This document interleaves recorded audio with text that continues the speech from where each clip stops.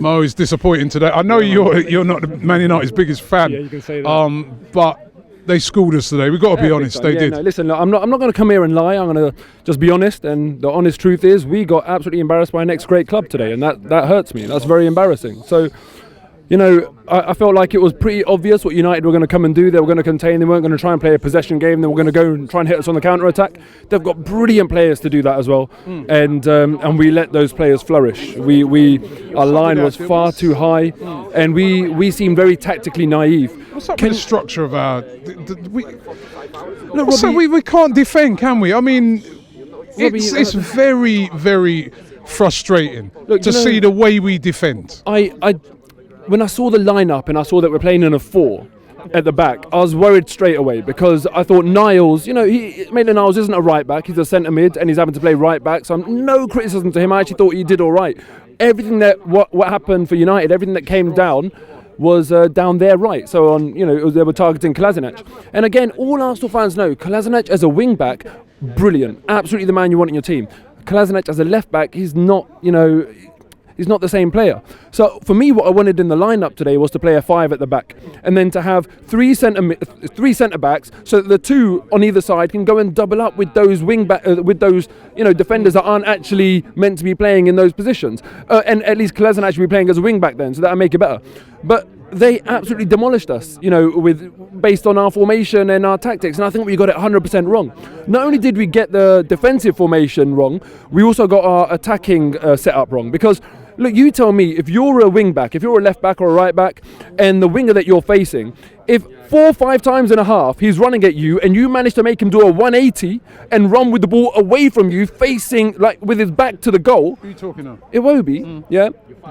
Listen, I'm not criticising Iwobi here because he was always showing for the ball and he got the ball a lot. He was trying to cause some problems, but the way he was trying to play against Ashley Young absolutely played into Ashley Young's hands. Ashley Young is not a proper left back, so what you have to try and do then is to try and play the ball inside him, in between the centre back and him, and receive the ball on the run. Instead, what we were doing, we were giving it to Iwobi, who was static. He received the ball static, and everyone around him was static as well.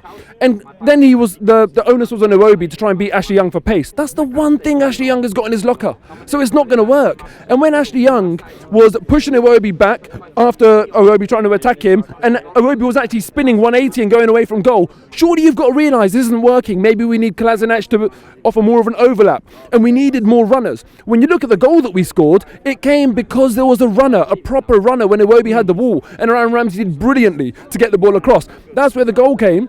Even when Lacazette had the header, again it was movement. And today I was shocked by the absolute lack of intensity, by the absolute lack of movement. And on one hand, I'm frustrated at Emery because I think out of the 92 league clubs in the country, no team has got more goals by subs than Arsenal under Unai Emery. So he's brilliant at changing the game and seeing that. So I think to myself, if he's got such a good track record at changing a game tactically, why could he not do it today? And then I think to myself, look, maybe we need to cut him some slack. This is the problem. Let me just mention this. Maybe we need to cut him some slack on that today and say maybe his hands were tied. Our 2 starting centre-backs were not the 2 that finished the game. And when you're using 2 of your subs out of the 3 to change your first choice centre-back pairing, obviously it's going to be very difficult. Yeah, I mean, this is the problem. There's no centre-halves at the moment, right? He's got no backup on the bench. Striker-wise, I mean, earlier in the season, obviously, you could have brought a Welbeck on. Yeah. There's nothing now.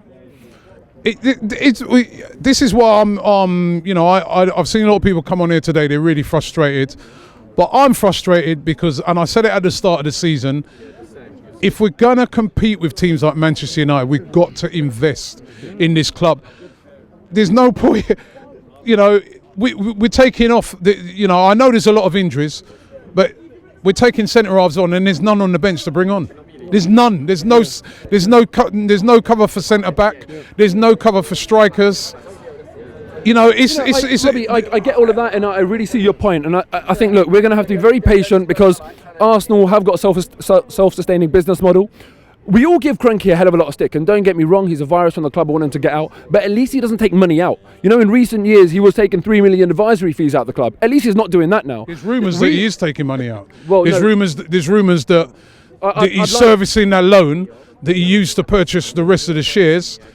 with the profits that he's getting from the club. So that is the rumour. I've personally heard that a commitment has been made in the club that there's not going to be any of that going on. They're not going to leverage the club, and they're not going to take anything out of it. And so I'd like to see I'd like to see you substantiate what you've said, and I'll do the same, and then we'll see which one's more credible source. And remember, he doesn't have to reveal that now. Of course he doesn't. Because but listen, there's no more AGMs or nothing like that. I'm not trying to back Cranky up, but what I'm trying to say is that we need to be realistic. I think before our new sponsorship deals kick in, our hands are going to be tied in this transfer window. Apparently, we're very close to the FFP regulations in terms of wage bill. So that means, we're going to have to get rid of Petr Cech, we're going to have to get rid of Lichtsteiner, Welbeck, Ramsey's going to be heading off as well. Hopefully we can sort out this Ozil situation. If we get rid of those players, that's probably 25, 30, maybe more % of our entire wage bill, and then we can go again. But that will only happen in summer. But listen, there's no point in us complaining about Kroenke over and over again. He's not going to sell his estate because no one can make him. If Arsenal fans want to make something happen, we've got to do that as a united front and take some sort of action. Every single club with bad ownership, you've seen them do something, whether it's throwing something onto the pitch all in one go or just something. Arsenal fans have never done anything, and I just wonder, when will our patience wear thin to the extent that we actually mobilise and do something? Because until we do that, we're wasting our breath complaining about him. Can a self-sustaining model win the Premier League? Oh God! Look, well, the proof would say no, because even Leicester, for example, they had heavy investment from their owner.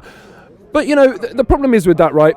Even if it is, whether it's self-sustaining or not, right? When you've got players on the pitch like we had today, letting Paul Pogba eat up the yards on a counter-attack and not get in his face, not challenge him, then you have to say to yourself, no amount of investment is going to sort that out. We bought Lucas Torreira. Let's say, for example, Kroenke paid out of his own pocket for Torreira.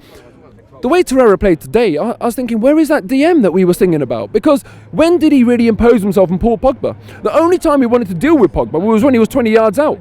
All of that time, why aren't we getting in his face at the start of the move, only at the end? So, look, personnel is one thing, and we do need investment, but ultimately the way we played the opposition today was shocking. It was so naive, and I'm absolutely gutted about it.